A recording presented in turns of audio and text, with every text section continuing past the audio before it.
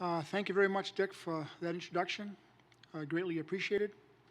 Congratulations to the other inductees that are with me today. Very deserving. And Kevin, it hurt a little bit when you did say about prime.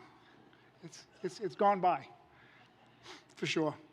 Who would have known 56 years ago when I decided to try football in the 7th grade at Winslow Junior High that it would come to this? Probably one of my first introductions to football was, I believe it's the same gentleman that's here now, Tommy Golden.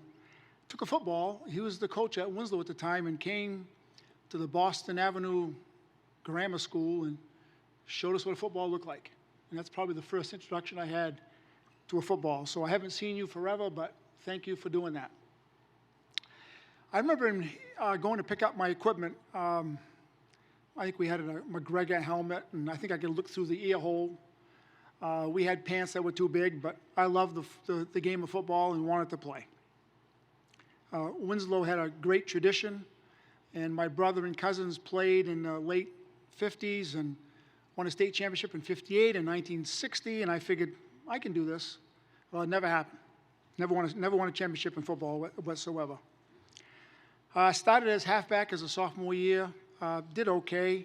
As a junior, we had 17 kids on the team. We couldn't even scrimmage, but I still loved the sport. I'm not even sure we had a winning season the time that I was in high school. I think I was one of the kids that fell between the cracks. I wasn't college bound. I don't even think I had a chance to go to the guidance office. So I got missed, I think, which is kind of too bad. My brother Lewis was after me my senior year. He said, Glenn, you should go to school. And Wally at the time said, Glenn, you got to play football. And I can honestly say at the time, I don't think I believed I had the ability to do either one. So my senior year, Wally took some time in April and cut up a bunch of 16mm films and made a highlight film of myself playing defense and offense, kickoff, punt returns. And he knew some college coaches in New England, and he took the film and sent it down to American International College to a guy by the name of Gaten Salvucci. He played for the Green Bay Packers in the 50s. The film was supposed to go to Gaten and then off to some other schools. Well, he kept the film. He called Wally and said, listen, I want you to get this kid down here. I want to talk to him. So we went down to a basketball banquet at American International and the red carpet treatment and so forth.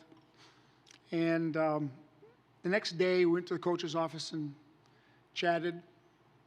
And he says, you know, Glenn, Mrs. Hanson, the registrar woman, wants to see you at the college. So I jumped in my car and drove over. And she just wanted to meet me and to see what I was all about. And I'm not sure what she got out of the conversation, but she said, I'll tell you what, if you want to come to school here, you go back to your high school or prep school and take 2 college maths and a college English, and you ace those courses, I'll let you come to AIC on probation. So it just gives you an idea. I didn't have the proper courses to go to school. So upon returning back home, I signed up for the post-grad course along with 8 other students. Now, when I came back from Mrs. Hanson's office to the coach's office, he says, Glenn, if you come to school here, I'm going to give you a full 4-year scholarship to play football, which is unreal at the time. So I had a lot to look forward to. So back to the high school, I graduated, went back to prep school, or actually post-grad school at Winslow, and took the courses. I was going to get a job, but I decided, well, you know, I should lift. And if somebody said to me, what's the biggest thing you ever did for yourself to progress in a sport, was to lift. Now, back in the 60s, John Ewart might know, but very few people lifted in the 60s. But I did, and it made a big, big difference. So I went back to the high school. 8 people took a postgraduate course with me. Everybody dropped out except myself. I hung in there. That was the only chance I had, and I wasn't going to blow it.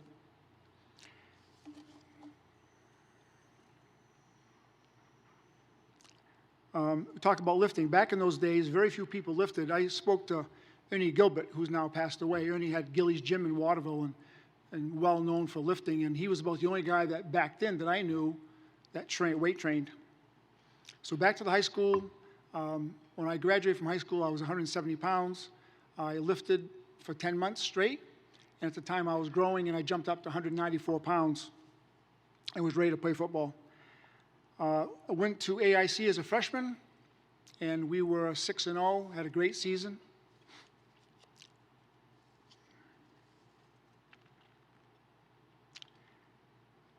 Went on to the varsity. At that time, only an athlete could only play 3 years of varsity. He couldn't play as a freshman. We had some great, the first year we played, we were 6-3. And one of the games that sticks out the most is we played Springfield College.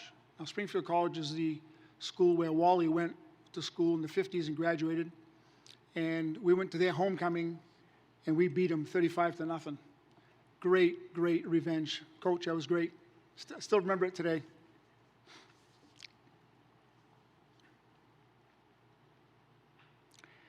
So I guess it boils down to, I really didn't know if I had the ability to, academically or athletically, to go to college, but it goes to show you what two people, my brother Lewis and Wally, believed in me before I believed in myself. So upon graduation, I took a minute to call the registrar's woman, the woman's office, Mrs. Hanson, and I went back to her office as a senior, and I thanked her for giving me the chance that nobody would do that. She thanked me for being there. She says, Glenn, you did a lot for the school also. I'm glad I could do it. So it was very nice for that to happen. Upon graduation, I did get drafted by the Kansas City Chiefs, 14th round draft choice. And although it didn't work out, it was a great experience. When I was at the Chiefs, Bob Hughes, a former inductee of the Hall of Fame, was from Princeton, and he was a center, and he was also drafted at that same time. And he introduced himself to me before this event. It's the first time I've seen him since leaving Kansas City, so it was really nice, Bob, for you and I to speak. I really enjoyed it. I went on to my high school afterwards and assistant coach in football and track. We won 2 state championships in football in '73 and '76. I also officiated football for 14 years, and that's where I got to know Dick Whitmore a little bit better. I taught for 11 years. Coaching, it just wasn't a big deal to me. A lot of people are coaches here and love coaching, but it just didn't give me the thrill that that playing did. I want to thank my family and my friends and a classmate of mine from college, Bob Parker and Shirley, showed up today. I asked them to come to the induction. He's a really very good college friend of mine, and I want him to be here, and he attended. So, Bob, thank you for coming. I do work for a local construction company, for Peachy Builders here in Augusta, as a sales manager. Old enough to retire, but I really like what I'm doing, and I'm probably going to keep doing it for a while. I spend my free time playing some golf. I got some golf buddies here. I don't play golf that well, but I could play football.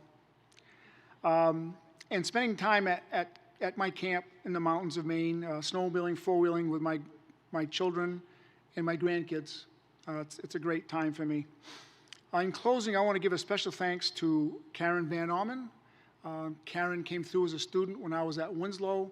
I never had her in class, but her husband, Scott, and I were talking one day. He says, Glenn, he says, are you in the Hall of Fame? I said, no. He said, well, you ought to be. So at that point in time, Karen picked up an application, and here I am. So thank you, Karen, very much for taking the time to do that. And last, I'd like to thank my wife, Carla. She's always supported me through the years with anything I ever wanted to do. She never doubted me. It was behind me 100%. Thank you very much for this honor, and thank you for coming to see this ceremony. Thank you very much.